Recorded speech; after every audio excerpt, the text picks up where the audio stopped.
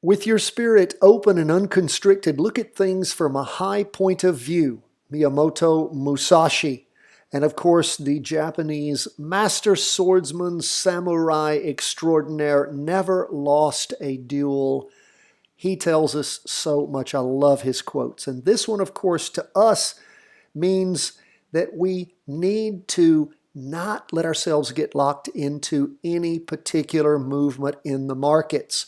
We have to be open, we have to be unconstricted, and we have to look at things from a high point of view. What do we tell you always? All things being equal, the market tends to move in the direction of the largest chart. That is why we are always paying a great deal of attention to this weekly chart. It is very important. In fact, for quite a while, we focused solely on weekly vertical crossovers. I'm thinking about really focusing more on that as we jump into the new year. I have some new charts I have been working on, and I'm thinking seriously about us going and spending more time with that. That is my favorite form of trading, of course, to get your feet wet, to get involved with some of these faster movements is important to know how to do. We'll think and talk more about that as we move along. Let's jump into these charts. Thank you again, Patreon members, for all your support. Do not forget, tomorrow, 12:30, we will have our Patreon question and answer session. If you have not submitted your questions, Patreon members, please do so. If they're certain charts you would like us to help you look at and backtrack for practice trading, certain ETFs or stocks, let us know those too. We see markets are mixed today. Stocks are down. Bonds, gold, and Bitcoin are up. And the biggest up for the day is bonds. Let's first jump into the S&P 500, down 0.42%. Look at where we are on this half-day chart. We can really just see a sideways slide. Lots of indecision in the morning as things were popping around up and down, and then in the afternoon slid over, heading down 0.42%.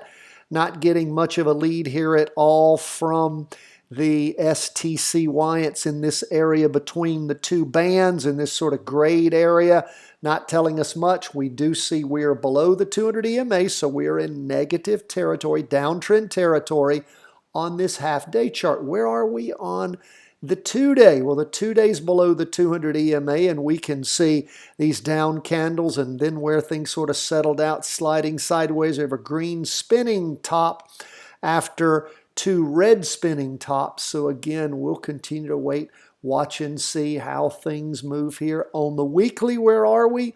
It's still green, and when we look as far as the STC goes, we have a red spinning top as a candle after three prior weeks of down movement. We're still red on the STC. So again, we're paying close attention as to what's happening on the big chart and where it is leading us. Lots of indecision right now. You can just see it as things have slid sideways like this. And we have this dichotomy between still green on the STC. It's still above on the weekly chart. It's still above the 200 EMA. Waiting to see if this market's going to slide over and really hammer down. Now let's look at the NASDAQ 100, a little more settled out.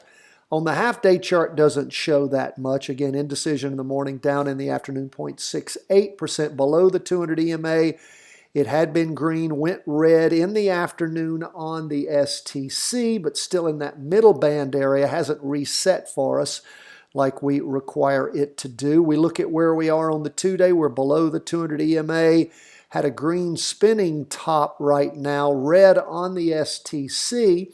We look at the weekly, and of course the weekly is below the 200 EMA. Looks like we might have hit a little bit lower low. Yes, we did during the course of the first trading day of this shortened week. And check it out. It has gone red now. The STC going red on the weekly chart. That's telling us something. So pay close attention to where things go at this point. Now we have everything heading down.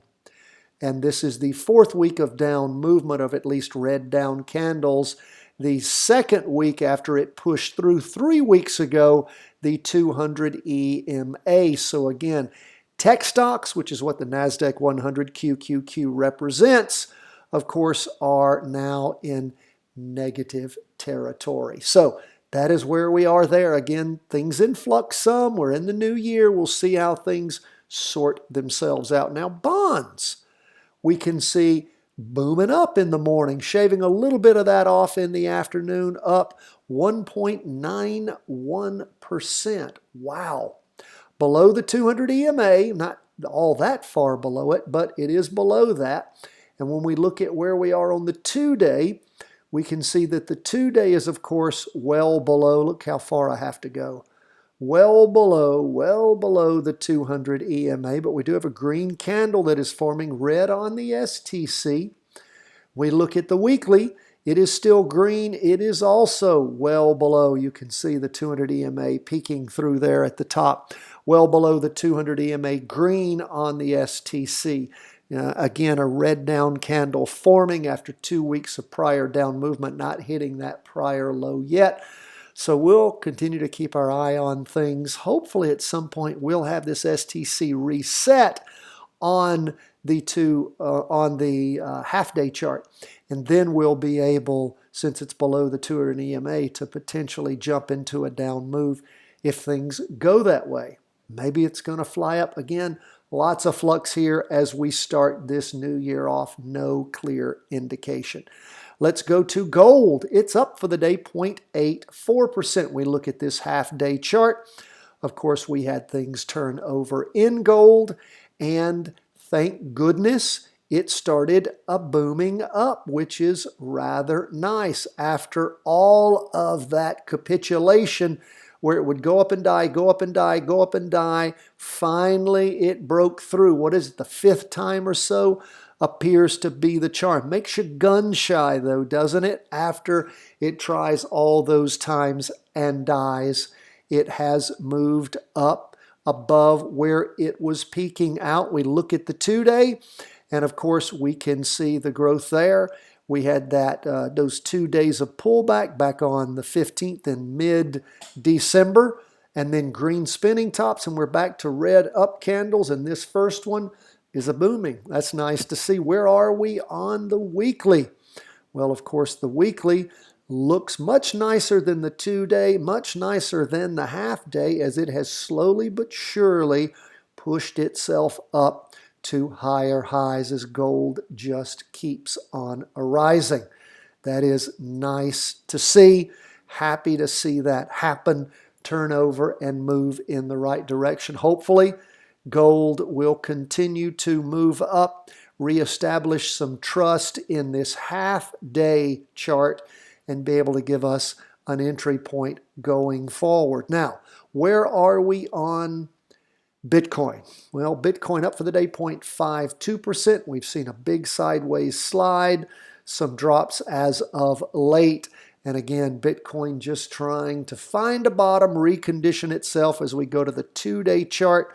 Can zoom this down a little bit. We see where that big drop occurred.